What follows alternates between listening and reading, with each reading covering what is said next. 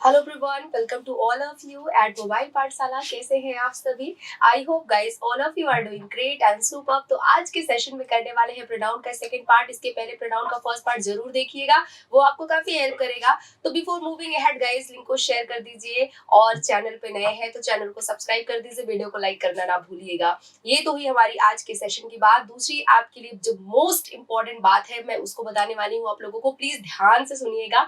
आप हमारी वेबसाइट पे ऐसे अमेजिंग कोर्सेज परचेज करके तैयारी कर सकते हैं और एप्लीकेशन मोबाइल पाठशाला का एप्लीकेशन जरूर डाउनलोड करिएगा। मोबाइल पाठशाला का एप्लीकेशन आप डाउनलोड करेंगे, आपको per day amazing mock test provide किया जाएगा जिससे आप प्रैक्टिस कर सकते हैं और अच्छा स्कोर कर सकते हैं गाइस। तो बस इतना ही कहना है कि मोबाइल पाठशाला का एप्लीकेशन, मोबाइल पाठशाला की वेबसाइट पे विजिट करेंगे, मोबाइल पाठशाला की अमेजिंग कोर्सेज को परचेज करिए और अपनी तैयारी स्टार्ट करिए। Okay, so let's begin guys.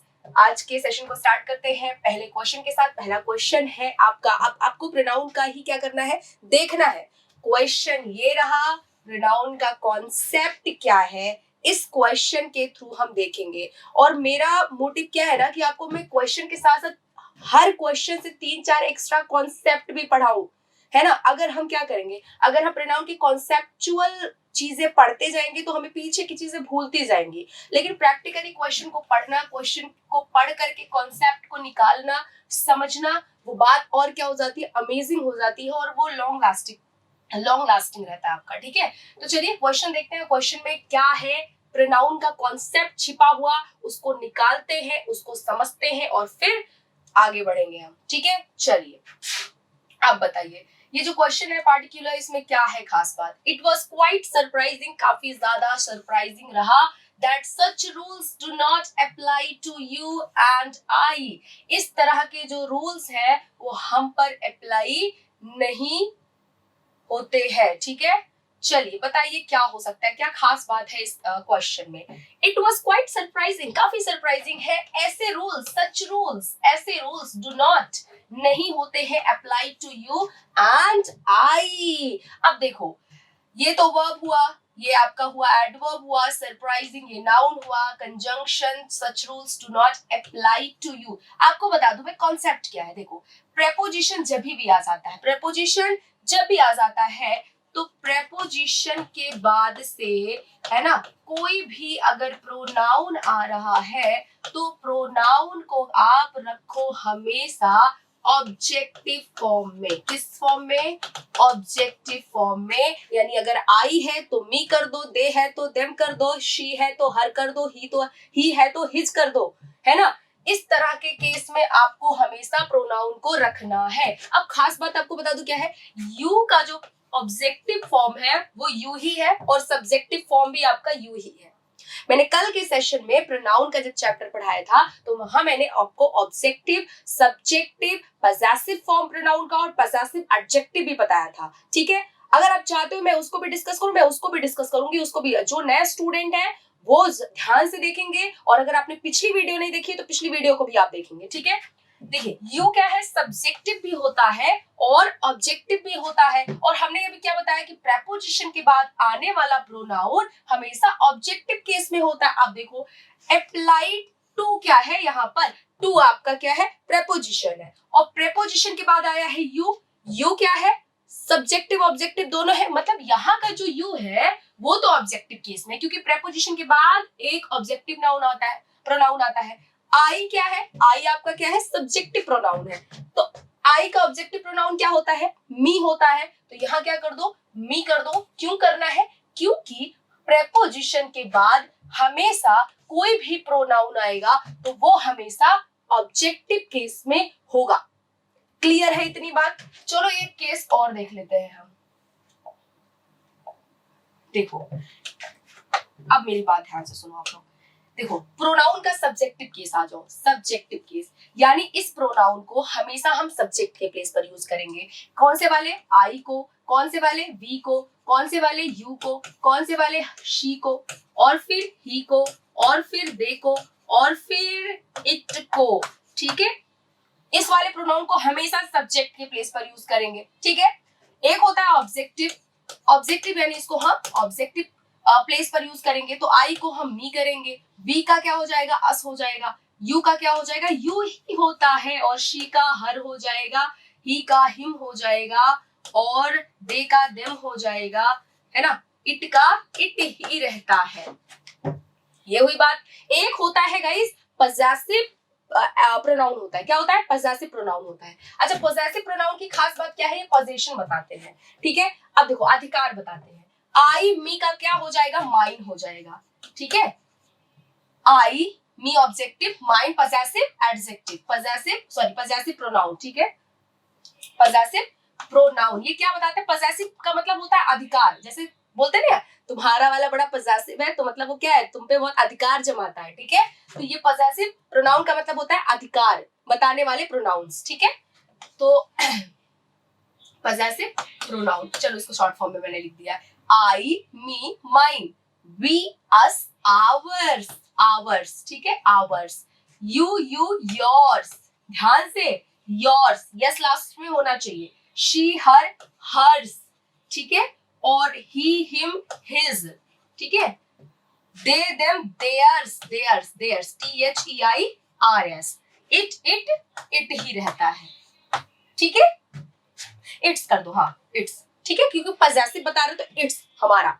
अच्छा, इसका एक होता है पजेसिव एडजेक्टिव, सुना होगा पजेसिव एडजेक्टिव। एडजेक्टिव ध्यान में आ रहा है क्या होता है एडजेक्टिव? एडजेक्टिव वो हमारे होते हैं वर्ड्स जो नाउन को क्वालिफाई करते हैं। ध्यान से, नाउन को क्वालिफाई करते हैं वो हमारे एडजेक्टिव वर्ड्स होते हैं। तो इसका मतलब जब अगर मैं पजेसिव एडजेक्टिव लिख रही हूं तो इन वर्ड्स के बाद एक कोई नाउन आएगा। देख लो क्या होता है, आई सब्जेक्टिव, मी ऑब्जेक्टिव, और ये आपका जो है पजेसिव प्रोनाउन माइन होता है। पजेसिव एडजेक्टिव इसका होगा माई, ठीक है।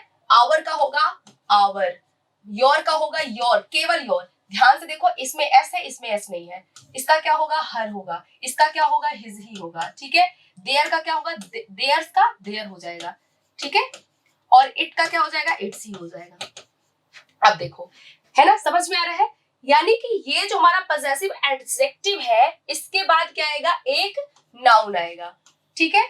और ये जो पजेसिव प्रोनाउन है इसके बाद सीधा एक वर्ब आएगी या तो नहीं आएगी, लेकिन इनके बाद कोई नाउन नहीं आएगा। पजेसिव प्रोनाउन के बाद कोई नाउन नहीं आएगा, केवल वर्ब आ सकता है, ठीक है। और ये पजेसिव एडजेक्टिव के बाद एक नाउन का आना जरूरी है, ठीक है। और ये हमारे ऑब्जेक्टिव होते हैं, ये हमारा सब्जेक्टिव होता है। इसको हम सब्जेक्ट के प्लेस पर यूज करेंगे, इसको हम ऑब्जेक्ट के प्लेस पर यूज करेंगे, ठीक है। अब क्वेश्चन पे आते हैं, आ जाओ। तो it was quite surprising that such rules do not apply to you and me. Clear? क्योंकि प्रेपोजिशन के बाद प्रोनाउन ऑब्जेक्टिव केस में होता है। क्लियर हो गया? बढ़ेंगे नेक्स्ट क्वेश्चन की तरफ। He feels his problems are as painful. उसको लगता है कि उसके जो प्रॉब्लम्स है, his problem, his क्या बताया था? possessive adjective, और पजेसिव प्रोनाउन होता है। अगर पजेसिव प्रोनाउन होगा तो कोई नाउन नहीं आएगा, लेकिन यहाँ ये पजेसिव एडजेक्टिव है। कैसे पता चला? ये प्रॉब्लम आया है इसके सामने, तो ये क्या हो गया? पजेसिव एडजेक्टिव हो गया। पजेसिव एडजेक्टिव हो गया। आर एज पेनफुल, उतना पेनफुल है। If as if not more agonising, अगर उतना पेनफुल नहीं है देन देयर। देन देयर मतलब हमारा जो प्रॉब्लम है ये पेनफुल तो है, लेकिन उतना पेनफुल नहीं है जितना कि उनका है, जितना कि उनका है। कंपैरिजन हो रहा है ना, जितना कि उनका है। तो यहाँ क्या होना चाहिए? Then there. अब ये बताओ, देयर है ना, अभी तो बताया था, ये देखो देयर के बाद एक नाउन आएगा और देयर्स के बाद नहीं आएगा। देयर लिखा है, देयर के बाद एक नाउन आएगा। तो यानी कि यहाँ पर हमें क्या करना चाहिए? या तो कोई नाउन लिख दो, या तो इसको क्या कर दो? इसको कर दो देयर्स, तब हमें पता चल जाएगा उनके प्रॉब्लम्स के जितना, ठीक है। तो यहाँ या तो देयर्स का यूज कर दो, या तो देयर के बाद कोई नाउन पुट कर दो। क्योंकि नाउन का तो एरर हम कर नहीं रहे, कर रहे हैं कॉन्सेप्ट समझ रहे हैं हम प्रोनाउन का। तो भैया प्रोनाउन का कॉन्सेप्ट समझ रहे हैं तो ध्यान से इधर क्या कर दो? पजेसिव प्रोनाउन कर दो। क्यों करोगे? क्योंकि प्रॉब्लम का प्रॉब्लम से कंपैरिजन हो रहा है, उसके प्रॉब्लम का उनके प्रॉब्लम से कंपैरिजन हो रहा है, तो अगोनाइजिंग देन देयर्स हो जाएगा, ठीक है। बता दो, कॉन्सेप्ट नहीं समझ में आया तो फिर से दोबारा मैं समझा देती हूँ, ठीक है। देख लो फिर से दोबारा।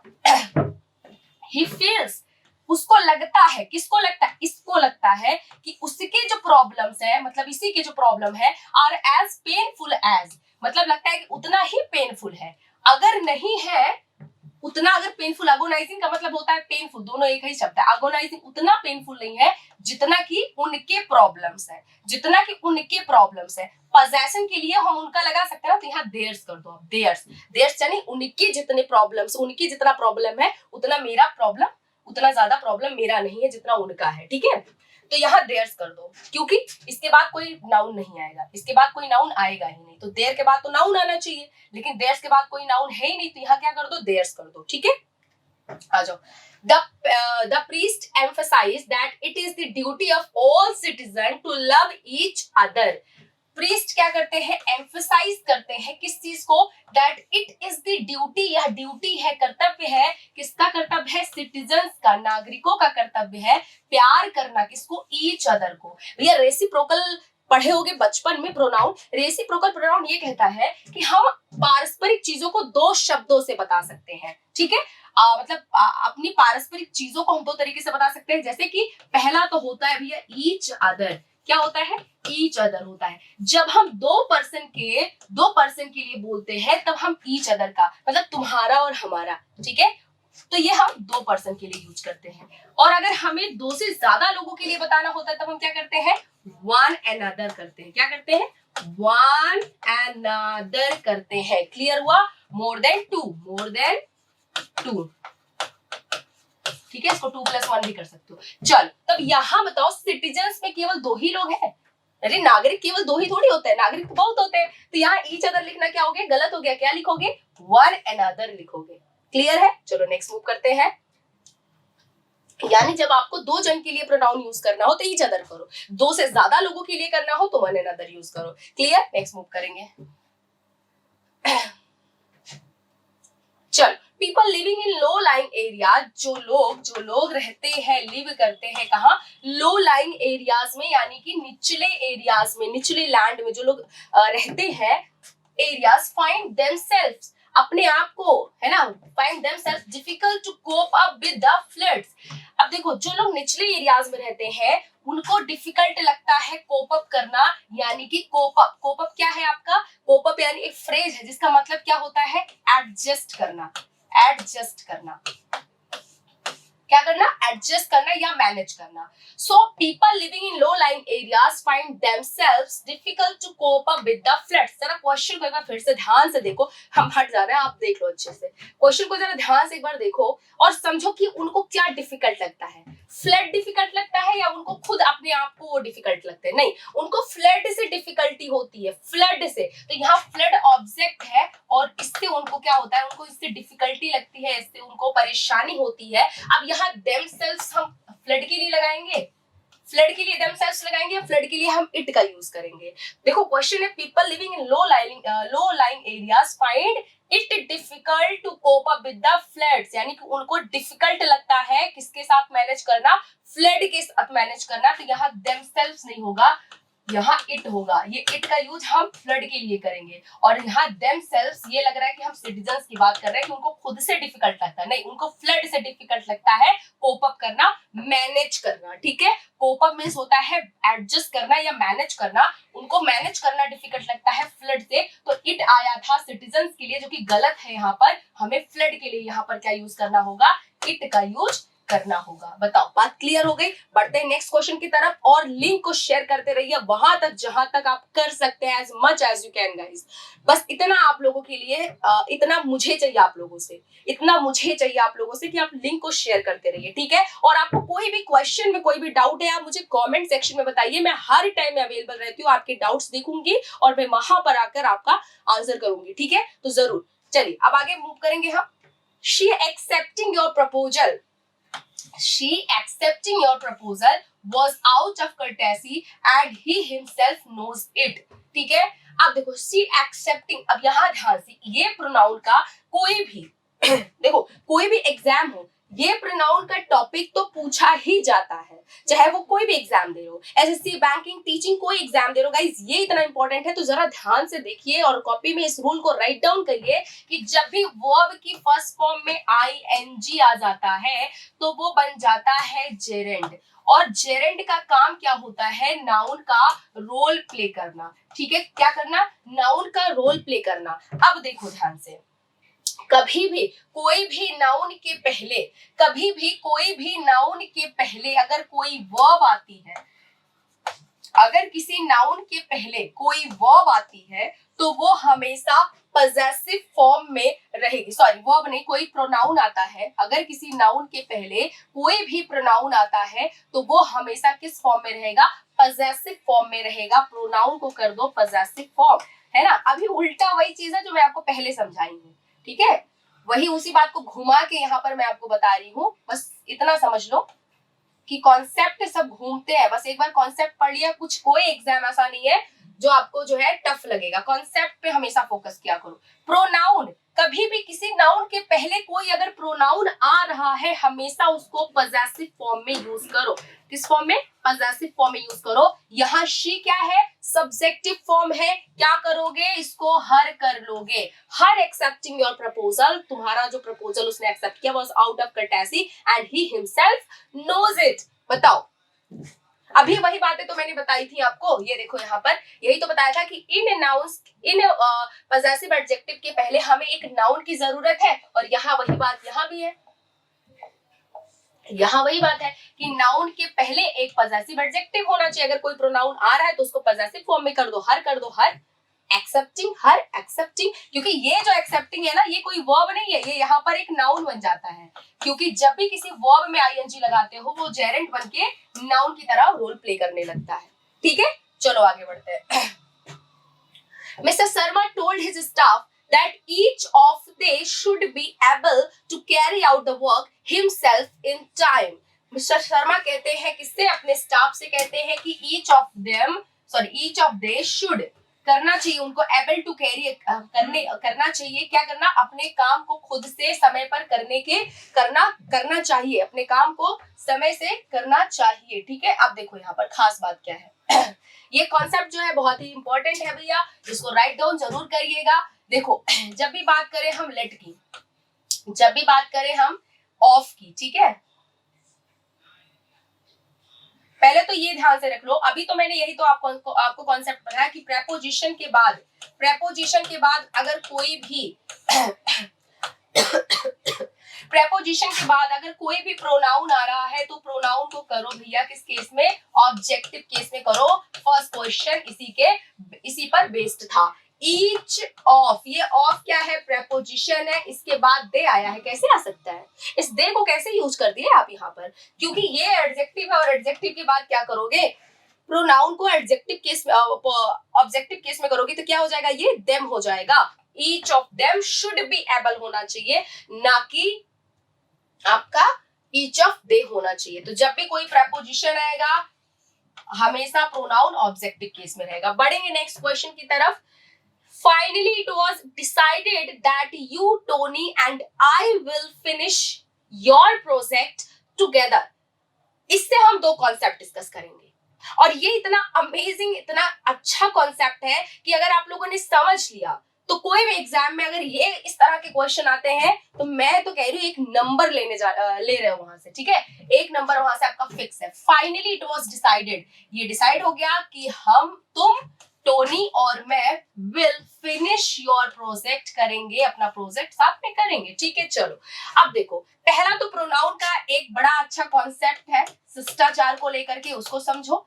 ये है कि जब भी कुछ अच्छा आइडिया होता है, यानी कि कोई पॉजिटिव आइडिया की हम जब बात करते हैं तो हम प्रोनाउन का फॉर्मेशन करते हैं 2, 3, 1 के केस में। और जब भी किसी नेगेटिव आइडिया की बात हम करते हैं, नेगेटिव आइडिया में जो प्रोनाउन का फॉर्मेशन होता है वो होता है 1, 2, 3 के केस में। पहले ये समझ लो, 1, 2, 3, 1 यानी सेकेंड पर्सन, थर्ड पर्सन और फर्स्ट पर्सन, और 1, 2, 3, 1 मतलब फर्स्ट पर्सन, सेकेंड पर्सन और थर्ड पर्सन। कहने का मतलब यही है कि जब भी कोई अच्छी बात होती है तब प्रोनाउन का स्ट्रक्चर क्या होता है? Second person, third person, first person. और जब भी कोई नेगेटिव बात होती है प्रोनाउन का स्ट्रक्चर होता है फर्स्ट पर्सन, सेकेंड पर्सन और थर्ड पर्सन। समझ में आएगी बात? तो अब यहाँ देखो, you, Tony and I will, क्या कर रहे हैं हम? अपना प्रोजेक्ट कंप्लीट करने की बात कर रहे हो। तो ये तो क्या हो गया? पॉजिटिव आइडिया हो गया। क्लियर है? ये क्या हो गया? पॉजिटिव आइडिया हो गया। अगर ये पॉजिटिव आइडिया है तो प्रोनाउन का स्ट्रक्चर क्या होना चाहिए? 2 3 1 का होना चाहिए, जो कि यहाँ पर दिया हुआ है। अच्छी बात है, क्वेश्चन यहाँ का कॉन्सेप्ट ठीक है, चलो बढ़िया है।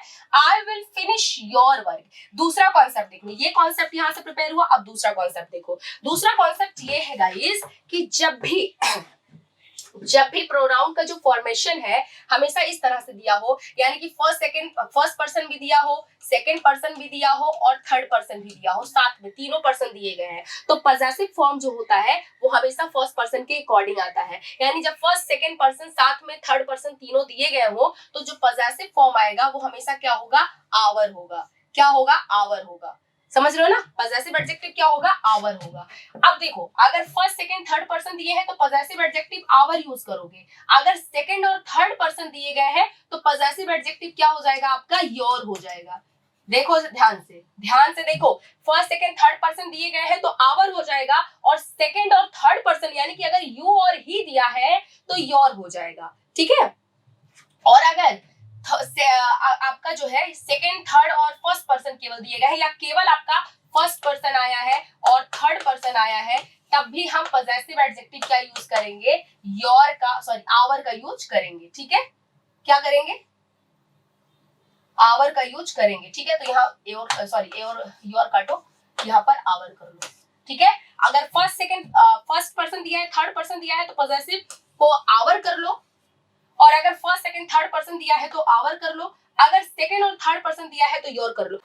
तो देखिए यहाँ का जो फॉर्मेशन है यू, टोनी एंड आई का, ये तो करेक्ट है, लेकिन जो पजेसिव फॉर्म है वो क्या होना चाहिए, आवर होना चाहिए, क्योंकि अल्टीमेटली हम किसको ज्यादा इंपॉर्टेंस देते हैं, अपने फर्स्ट पर्सन को देते हैं, तो यहाँ क्या हो जाएगा आपका, आवर हो जाएगा। नेक्स्ट हम देखेंगे, it was me who telephoned the fireman when it broke out suddenly in the factory. It was me who telephoned the fireman. अब देखो यहाँ खास बात ये है कि जितने भी बी फॉर्म के वर्ब होते हैं, बी फॉर्म के वर्ब जो होते हैं, जैसे कि आपका क्या हो गया, इज हो गया, एम, आर, वॉज, वर, ठीक है, इन वर्ब्स के साथ में, है ना, इन वर्ब्स के साथ में जब भी कोई प्रोनाउन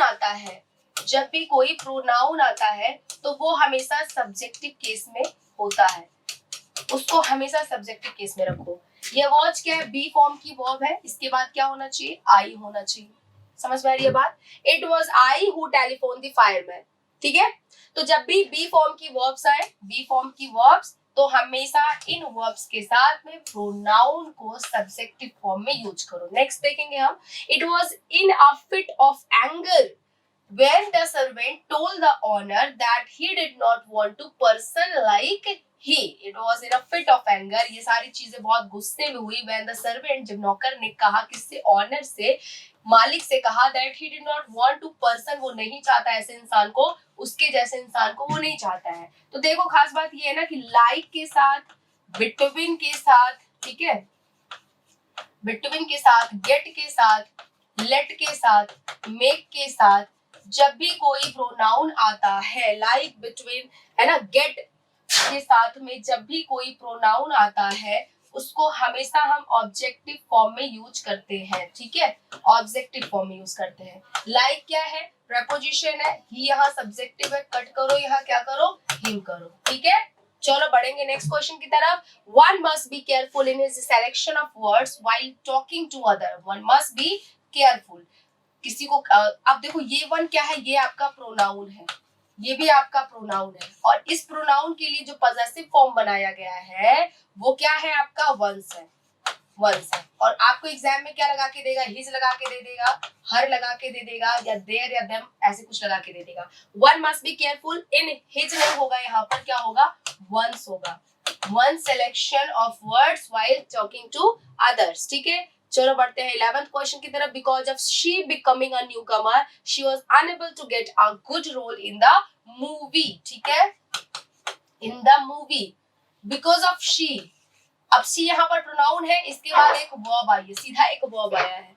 ठीक है, तो यहाँ का मतलब ये है, अभी तो हमने बताया था एक क्वेश्चन में कि जब भी है ना। वर्ब की आईएनजी फॉर्म आती है, उसके पहले अगर कोई भी प्रोनाउन रहेगा तो वो किस केस में रहेगा, हमेशा हमेशा पॉजेसिव केस में रहेगा। वर्ब की आईएनजी फॉर्म से पहले अगर कोई भी प्रोनाउन डायरेक्ट आता है, उसी प्रोनाउन को यूज करो, पॉजेसिव फॉर्म में यूज करो, ठीक है। यहाँ शी सब्जेक्टिव फॉर्म है, इसको कर दो हर कर दो, ठीक है। बढ़ेंगे नेक्स्ट क्वेश्चन की तरफ, बाकी सब ठीक ठाक है, कोई दिक्कत नहीं है। As it was Rajan's first interview, his parents suggested that he should, क्योंकि राजन का पहला इंटरव्यू था तो उसके पेरेंट्स ने कहा, सजेस्ट किया दैट ही शुड ड्रेस, उसको ड्रेस करना चाहिए, dress him in his most formal suit.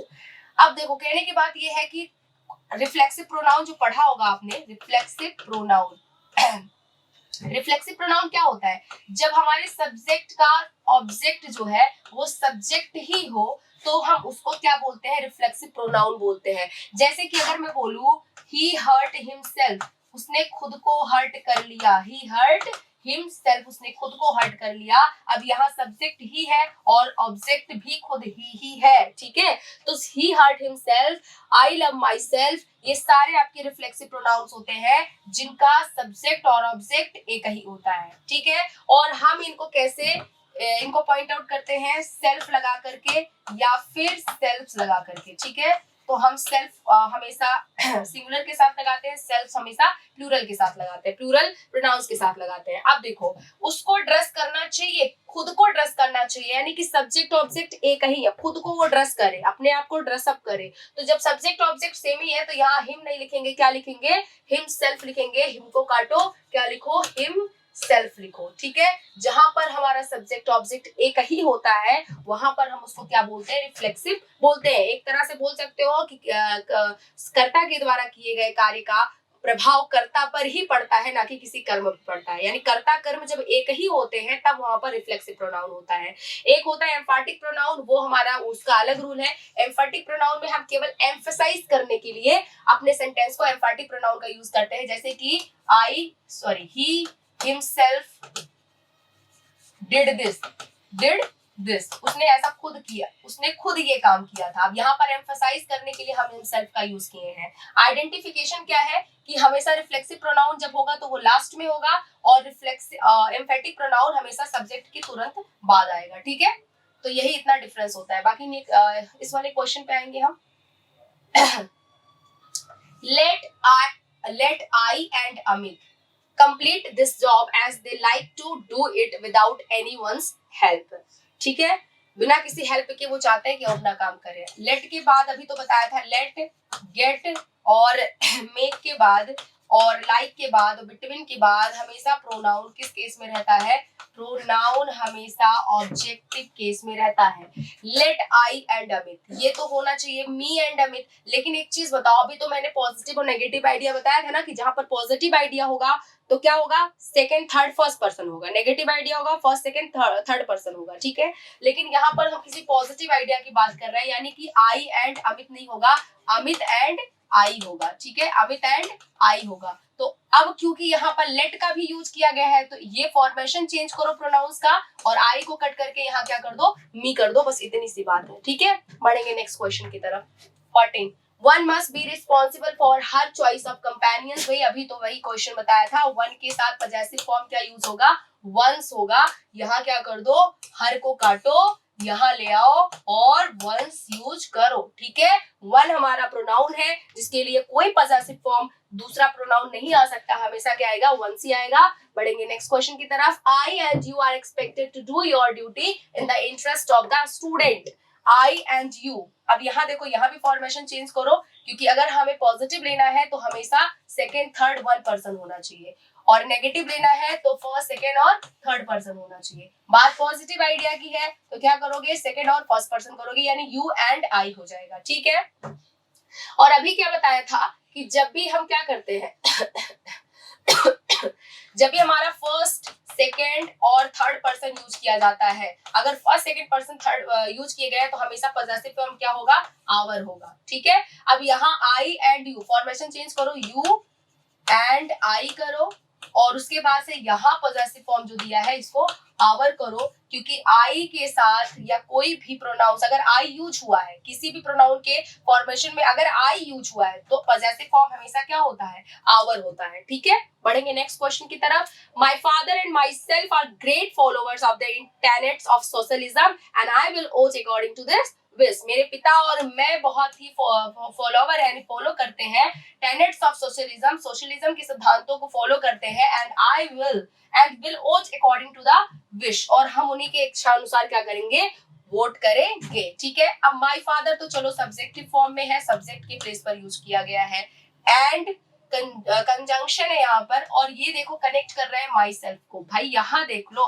कभी भी रिफ्लेक्टिव प्रोनाउन या my self, them self, your self, ये सारे आपके कभी भी सब्जेक्ट के प्लेस पर नहीं आ सकते हैं। तो आई को, माई सेल्फ को काटो, यहाँ पर आई का यूज करो। बहुत जनरली बोलते भी है my self Ramesh, my self Disha, my self Jacqueline, my self Katrina, Salman, है ना। तो ये गलत होता है भाई, हमेशा हर चीज को सही, ग्रामेटिकली यही सही है कि आप कभी भी माई सेल्फ से सेंटेंस की स्टार्टिंग नहीं कर सकते हैं, हमेशा आपका सब्जेक्टिव प्रोनाउन वहां आना चाहिए। अगर इसको यूज भी करना है तो इसके बाद कर सकते हो, आई माई सेल्फ कर सकते हो, लेकिन इसके स्टार्टिंग में नहीं कर सकते हो।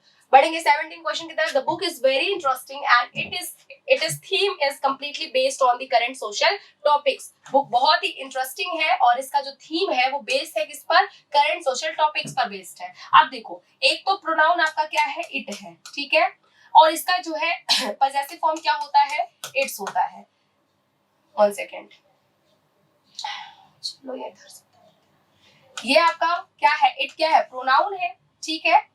इसके साथ एक वर्ब आती है इज या हैज, जो भी वर्ब आए तो हम उसको शॉर्ट फॉर्म में लिखते हैं क्या, ये लिखते हैं। इसका मतलब होता है इट इज, इसका मतलब क्या होता है, इट इज या फिर इट हैज, ठीक है, इट हैज होता है। और ये जो आपका इट है, इट्स, ये जो बिना कॉमा के आता है, देख रहे हो ना ध्यान से, बिना कॉमा, ये आपका पजेसिव फॉर्म है, पजेसिव फॉर्म है जो अधिकार बताता है, it's house, its home, it's जो भी है, उसके बाद एक नाउन आएगा, ठीक है। सो इट इज का, इट, ये जो कॉमा वाला एपोस्ट्रोफी वाला देख रहे हो, इसका मतलब होता है इट इज या इट हैज, और ये जो देख रहे हो इसका, ये आपका पजेसिव फॉर्म है। अब यहाँ बताओ, my book is very interesting, sorry, the book is very interesting, ये बुक बहुत ही इंटरेस्टिंग है, एंड इट्स थीम क्या हो जाएगा, इट्स थीम होगा या उसका थीम होगा, ये आना चाहिए, ये आना चाहिए, क्योंकि अधिकार बता रहे ना भाई, उसी बुक का थीम, उसी बुक का थीम, उसी बुक का थीम, तो बुक का थीम यानी क्या करेंगे हम, पजेसिव फॉर्म यूज करेंगे। तो यहाँ क्या हो जाएगा, इट्स थीम हो जाएगा, ना कि इट इज थीम होगा, ठीक है। जब हमें कोई सब्जेक्ट को इंट्रोड्यूस करना होता है तब इट इज का यूज करते हैं, जब हमें किसी चीज का थीम बताना भाई, उसका थीम, तो हम क्या करेंगे, इट्स थीम करेंगे। और नेक्स्ट पे, even after a long trial the convict was released as the panel was not unanimous in its decision। अब देखो, कलेक्टिव नाउन पढ़ाया था मैंने, कलेक्टिव नाउन में, कलेक्टिव नाउन्स में हम जो वर्ब यूज करते हैं वो आपका सिंगुलर एंड प्लूरल दोनों हो सकता है, सिंगुलर एंड प्लूरल दोनों हो सकता है। सिंगुलर तब करेंगे जब क्या हो, एक्शन हमारा क्या हो, कंप्लीट, सॉरी, कलेक्टिव एक्शन हो, क्या हो, कलेक्टिव एक्शन हो। और जब हम इंडिविजुअल एक्शन की बात करते हैं, यानी कि हर कोई अपना अलग अलग काम कर रहा है, तो हम वहां पर वर्ब को प्लूरल करेंगे। अगर कलेक्टिव एक्शन हो रहा है, सब साथ में मिलकर के डिसीजंस ले रहे हैं, काम कर रहे हैं, तो हम सिंगुलर वर्ब का यूज करेंगे। Even after a long trial, the convict was released as a panel was not unanimous in its decision। अब देखो, यहाँ पर वर्ब आई है क्या, सिंगुलर आई है, और हम सिंगुलर कब यूज करते हैं, जब हमारा क्या हो, कलेक्टिव एक्शन हो। लेकिन यूनानिमस का मतलब होता है जब एकमत होना, और वो यूनानिमस नहीं थे, एकमत नहीं थे, यानी कि इंडिविजुअल एक्शन हुआ। जब कोई यूनानिमस नहीं है, कोई एक साथ काम नहीं कर रहा है, तो वो इंडिविजुअल एक्शन हो गया। और जब इंडिविजुअल है तो वर्ब कैसी आनी चाहिए, प्लूरल आनी चाहिए। वर्ब्स को काटो, यहाँ लेके आओ, वर्क करो। पैनल यानी कि संगठन, लोगों का जमाओ, उस पैनल में जो जज के ग्रुप को भी हम पैनल बोलते हैं। The panel was not unanimous in its decision. तो यहाँ पर क्या करो, पैनल यूनानिमस नहीं था, एक मत नहीं था, यानी कि सब इंडिविजुअल अपना अपना डिसीजन बताए, तो ये आपका क्या हो जाएगा, कलेक्टिव नाउन हो जाएगा जो इंडिविजुअल काम कर रहे हैं। तो इंडिविजुअल काम करेंगे तो वर्ब को कैसा यूज करोगे, प्लूरल यूज करोगे। बढ़ेंगे 19 क्वेश्चन की तरफ। Even after a long of words, I and she would enjoy ourselves at the fond memories of our association। Lot of odds, बहुत सारी दिक्कतों के बाद I and she, फॉर्मेशन गलत है, यहाँ अच्छी बात बताई गई है, तो क्या करो, she and I कर लो, ठीक है। would enjoy ourselves, ठीक है। अब देखो यहां पर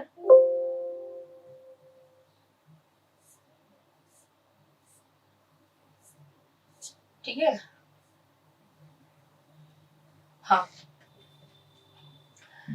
even after a lot of odds I and she, formation गलत है, क्या करो शी एंड आई कर लो, वुड एंजॉय आवरसेल्व्स। देखो बात ये है कि अप्लाई के साथ में, ठीक है, अप्लाई के साथ में, एंजॉय के साथ में, है ना, हम हमेशा रिफ्लेक्सिव प्रोनाउन का यूज करते हैं। क्या करते हैं, रिफ्लेक्सिव, एडॉप्ट के साथ में हमेशा रिफ्लेक्सिव प्रोनाउन का यूज करते हैं, ठीक है।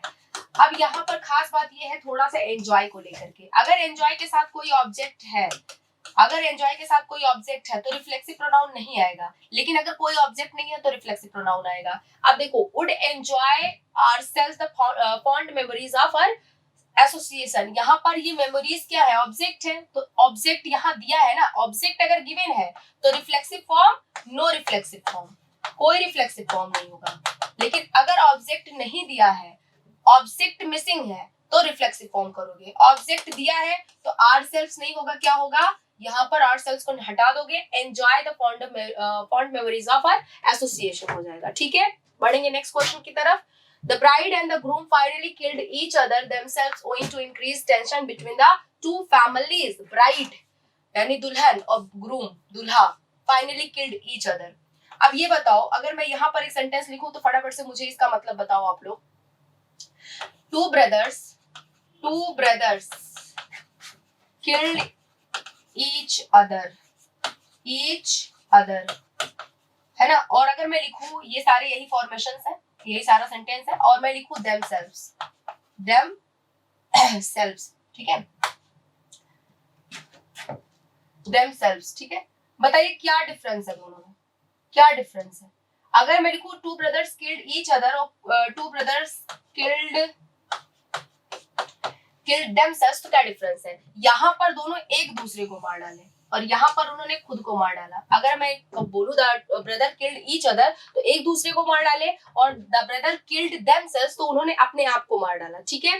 अब देखो, the bride and the groom finally killed each other, तो दोनों सही हो सकता है। आप ईच अदर का लगाओगे तो लगेगा कि एक दूसरे को मार डाले, और देमसेल्व्स लगाओगे तो उन्होंने खुद को, हर अपने आप को क्या किया, मार डाला। owing to increasing tension between the two families, owing to increase tension between the two families, ठीक है। तो यहाँ दोनों बातें एकदम करेक्ट है आपका, और हमने 20 क्वेश्चंस अटेम्प्ट कर लिए हैं। किसी भी क्वेश्चन को लेकर के आपको कोई भी डाउट है, फटाफट से कमेंट सेक्शन में बताइए आपको किस क्वेश्चन में डाउट है, किस कॉन्सेप्ट में डाउट है, क्या चैप्टर पढ़ना है, और आपको ये सेशन कैसा लगा, ये भी चीजें आप मेंशन करेंगे कमेंट सेक्शन में। अगर आपको अच्छा लगा है तो शेयर जरूर करिए, लाइक जरूर करिए, सब्सक्राइब जरूर करिए, बिल्कुल भूलिएगा नहीं। आपके लिए हम लोग बहुत मेहनत करते हैं, तो इसलिए please do share and subscribe. Thank you so much. Bye and take care, guys.